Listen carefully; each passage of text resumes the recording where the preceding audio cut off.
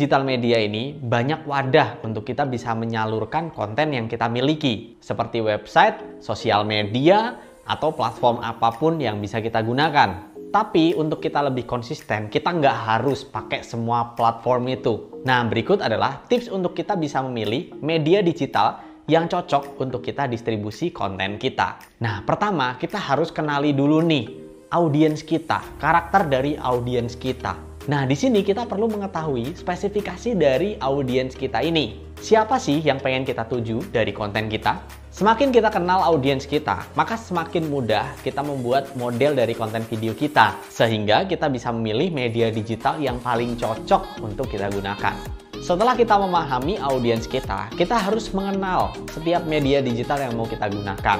Nah, media digital ini bukan semata-mata hanya platform biasa. Enggak, setiap digital media punya karakternya masing-masing. Misalnya adalah Instagram. Instagram ini cocok banget buat kita yang pengen bentuknya itu kayak katalog. Atau misalnya bentuknya video singkat. Nah, ini bisa kita taruh di Reels atau di Story. Video panjang ada sih, tapi ya itu masih belum sekompleks YouTube dan lain-lainnya yang bisa opsinya macam-macam. Misalnya kalau video panjang ada IGTV.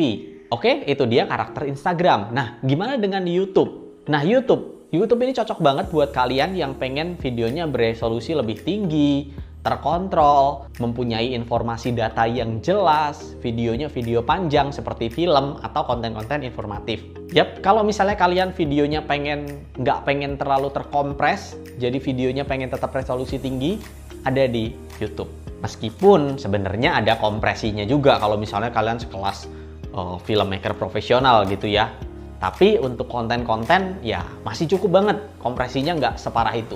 Lalu ada juga Twitter. Nah, Twitter ini cocok banget buat kalian yang bentuk medianya itu berupa kata-kata, tapi dalam jumlah kata tertentu. Bisa berupa percakapan atau berita trending topik. Karena kalau misalnya kalian ngangkat tren-tren di Twitter itu cepet banget naiknya.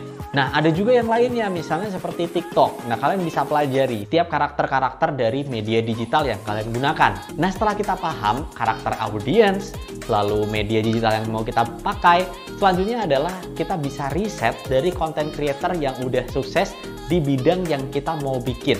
Nah, kita bisa sambil benchmarking, sambil lihat apa sih yang membuat mereka sukses di bidangnya. Nah, sambil kita lihat juga apa sih digital media yang mereka gunakan sehingga bisa sesukses sekarang ini. Misal nih, kita lagi bahas tentang musik.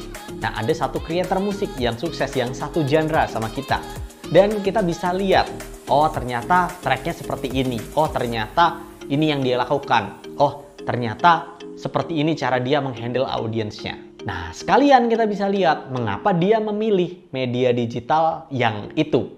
Nah, kita bisa ikutin juga langkah tersebut. Nah, setelah misalnya kita udah memilih digital media apa yang mau kita gunakan, jangan lupa pelajari cara kerja dari digital media yang kita pilih. Yang pertama, misalnya bagaimana cara uploadnya. Nah, upload ini bisa banyak, wah detail-detailnya, lalu ada thumbnail misalnya, pakai thumbnail dan lain-lain. Nah, selanjutnya sambil kita pelajari nih, dari situ bagaimana video kita tuh bisa masuk ke recommendation. Nah, karena dari recommendation ini biasanya video akan menghasilkan banyak sekali viewers. Nah, pelajari juga dari situ gimana caranya kita mendapatkan viewersnya.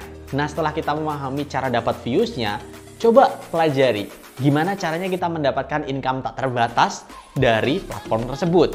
Misal ada fitur-fitur tertentu yang bisa kita gunakan untuk monetisasi. Nah, itulah dia topik memilih media digital yang kita mau untuk menjadi target pemasaran kita. Penting banget untuk memilih media yang cocok. Karena dari sini juga kita akan menentukan bagaimana kualitas video kita, bagaimana kualitas audiens kita, bahkan bagaimana respons audiens terhadap kita, itu tergantung medianya. Saat kita upload di YouTube dan di TikTok, bisa aja reactionnya itu beda-beda. Karena emang target marketnya beda banget. So, pilih yang menurut kalian paling cocok dengan konten kalian. Sampai ketemu di topik berikutnya.